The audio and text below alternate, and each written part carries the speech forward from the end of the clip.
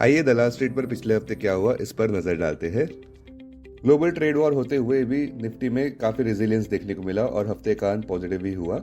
Nifty closing price 23,560 0.33% ऊपर, Sensex closing price 77,860 0.46% ऊपर। आसान भाषा में कहे तो दलाल स्ट्रीट पर बाइंग अपॉर्चुनिटीज देखने को मिली क्योंकि बेयर एग्जॉशन के साइंस देखने को मिले ओवर एक्सटेंशन और पेसिमिज्म की वजह से। सबसे बड़ा पॉजिटिव कैटलिस्ट पिछले हफ्ते का ये रहा कि इंडिया विक्स जो कि फियर इंडेक्स है वो 2.91% से नीचे गिरा 13.69 लेवल्स पर।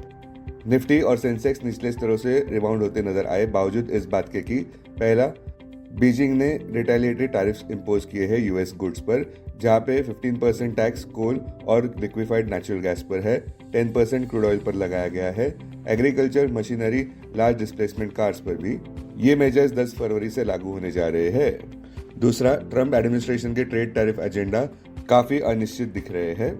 तीसरा, विदेशी संस्थागत निवेशकों द्वारा बिकवाली अभी भी देखने को मिल रही है। इस कैलेंडर ईयर 2025 में अब तक उन्होंने कुल मिलाकर 97,463 करोड़ रुपए के शेयर्स बेच दिए हैं। चौथा, नए नियुक्त आरबीआई गवर्नर संजय मल्होत्रा ने इंटरेस्ट रेट्स तो 25 बेसिस पॉइंट से पहली बार कम किए पिछले 5 साल में, जहां पे रेपो रेट 6.25% पर आया जो पहले 6.5% पर था। ये पॉजिटिव मूव होने के बावजूद भी दलाल स्ट्रीट पर खुशहाली नहीं आई। पांचवा, वित्त मंत्री निर्मला सीतारमण जी का यूनियन बजट उतना खास नहीं रहा। छठा, एफओएमसी मीटिंग आउटकम के बाद बुलिश सेंटिमेंट्स को ठेस पहुंचती नजर आई, जहां पे फेड ने ये कहा कि वे वेट एंड सी अप्रोच अपनाना चाहते हैं, जहां वे साल 2025 के लिए कम रेट कट्स देख रहे हैं। इस वजह से निवेशक अब ये मानकर चल रहे हैं कि अगला रेट कट मई महीने में या जून महीने की फेड मीटिंग में आएगा। सातवां, वॉल स्ट्रीट पर यूएस इन्फ्लेशन का डर फिर से पनपता नजर आया। लेटेस्ट कंज्यूमर सेंटीमेंट डेटा अनुसार नियर टर्म इन्फ्लेशन एक्सपेक्टेशन नवंबर 2023 के बाद अपनी चरम सीमा पर नजर आए। बॉटम लाइन, आगे खराब समय देखने को मिल सकता है। टेक्निकली भी बात करें तो निफ्टी अपने 200 डीए में 24,039 मार्क के नीचे ही व्यापार करता नजर आ रहा है। पिछले हफ्ते के गेंस के बावजूद अभी भी सेंटिमेंट्स काफी नाजुक नजर आ रहे हैं क्योंकि दलाल स्ट्रीट पर हेडविंड्स और पेसिमिज्म ज्यादा देखने को मिल रहे हैं। निफ्टी के 200 डीए में यानी कि 24,039 मार्क के ऊपर ही पूरी तरह से तेजी की पुष्टि हो पाएगी। संक्षेप में कहे तो विदेशी संस्थागत निवेशकों की भारी बिकवाली की वजह से दलाल स्ट्रीट पर पैनिक का माहौल।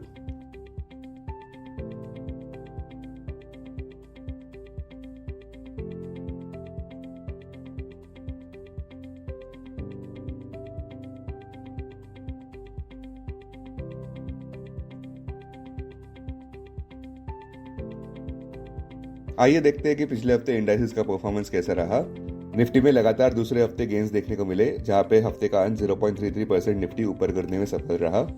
बैंक निफ्टी तो निफ्टी को आउट परफॉर्म कर गया, 1.32% ऊपर बढ़ा 50,159 लेवल पर। निफ्टी प्राइवेट बैंक इंडेक्स 2.04% ऊपर बंद होने में सफल रहा, जबकि निफ्टी पीएसयू बैंक इंडेक्स भी 1.04% ऊपर बंद होने में सफल रहा वीकली बेसिस अनुसार। ब्रॉडर मार्केट्स तो ज्यादातर अंडर परफॉर्मेंस रहे, जहां पे निफ्टी मिड कैप 100 इंडेक्स 0.67% ही ऊपर बढ़ा, वहीं दूसरी ओर निफ्टी स्मॉल कैप इंडेक्स 0.32% नीचे गिरा। बुलिश सेक्टर्स में निफ्टी फार्मा इंडेक्स 3.48% ऊपर, निफ्टी मेटल इंडेक्स 3.46% ऊपर, निफ्टी आईटी इंडेक्स 2.12% ऊपर, निफ्टी ऑटो इंडेक्स 0.66% ऊपर, Nifty oil and gas index 0.58% ऊपर, निफ्टी मीडिया इंडेक्स 0.41% ऊपर। वहीं दूसरी ओर बेरिश सेक्टर्स में निफ्टी एफएमसीजी इंडेक्स 5.62% नीचे, निफ्टी रियल्टी इंडेक्स 3.65% नीचे, निफ्टी एनर्जी इंडेक्स 1.07% नीचे, निफ्टी पीएससी इंडेक्स 0.72% नीचे, निफ्टी इंफ्रा इंडेक्स 0.06% नीचे। पिछले हफ्ते के निफ्टी 50 के गेनर्स इस प्रकार रहे। इंडसइंड बैंक 8.87% ऊपर, बजाज फाइनेंस 7.47% ऊपर, एमएनएम 6.98% ऊपर, मारुति 6% ऊपर, अदानी पोर्ट्स 4.25% ऊपर। वहीं दूसरी ओर लूजर्स में पावर ग्रिड 7.79% नीचे, लार्सन 6.46% नीचे, बीईएल 5.33% नीचे, ओएनजीसी 5.22% नीचे और ट्रेंड 5.19% नीचे।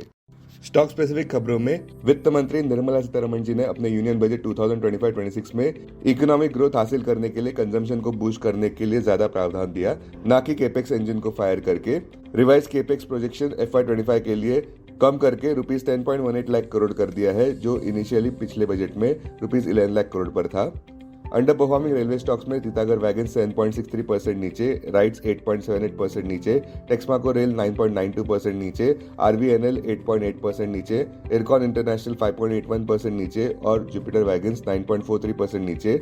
अंडर परफॉर्मिंग डिफेंस स्टॉक्स इस प्रकार रहे: BDL 4% नीचे, GRSE 6.5% नीचे, BEL 1.69% नीचे। अंडर परफॉर्मिंग इंफ्रा स्टॉक्स में IRB इंफ्रा 4.42% नीचे, L&T 3.21% नीचे, NCC 11.49% नीचे। फिलहाल भारतीय एयरटेल 3.3% ऊपर बढ़ा क्योंकि Q3 परफॉर्मेंस काफी अच्छा रहा। ओला इलेक्ट्रिक 5.87% नीचे गिरा डिसअपॉइंटिंग Q3 नंबर्स की वजह से। दूसरी ओर PFC 1.39% ऊपर बढ़ा, REC 3.12% ऊपर बढ़ा क्योंकि RBI ने यह कहा कि नए प्रोजेक्ट गाइडलाइंस मार्च 2026 तक इम्प्लीमेंट नहीं होंगे। जोमैटो अपने पेरेंट कंपनी का नाम जोमैटो से इटर्नल करने जा रहा है। बिकाजी फूड्स 9.31% नीचे गिरा जब उसका net profit 39% year over year नीचे गिरा। सोनाटा सॉफ्टवेयर 8.98% नीचे गिरा क्योंकि कंपनी का Q3 परफॉर्मेंस काफी कमजोर रहा, जहां पे मैनेजमेंट एक्सपेक्ट कर रहा है Q4 भी डी ग्रोथ क्वार्टर ही रहेगा। ट्रेंड फैशन 11.88% नीचे गिरा क्योंकि ग्रोथ वरीज के चलते काफी गिरावट देखने को मिली। हीरो मोटोकॉर्प भी कंसोलिडेट होता हुआ नजर आया, बावजूद इस बात के कि कंपनी का Q3 नेट प्रॉफिट 12% बढ़ा ₹1,203 करोड़ पर। और SBI तो 3.76% नीचे गिरा, बावजूद net profit 84.3% year over year ऊपर बढ़ा ₹16,891.44 करोड़ पर। और नेट इंटरेस्ट इनकम भी ₹41,446 करोड़ पर ऊपर आया। कंपनी के म्यूटेड मार्जिन स्टॉक के कमजोर परफॉर्मेंस का कारण बने। सबसे बड़ा सवाल आगे निफ्टी के लिए क्या एक डेड कैट बाउंस या फिर रोबस्ट रैली देखने को मिल सकती है।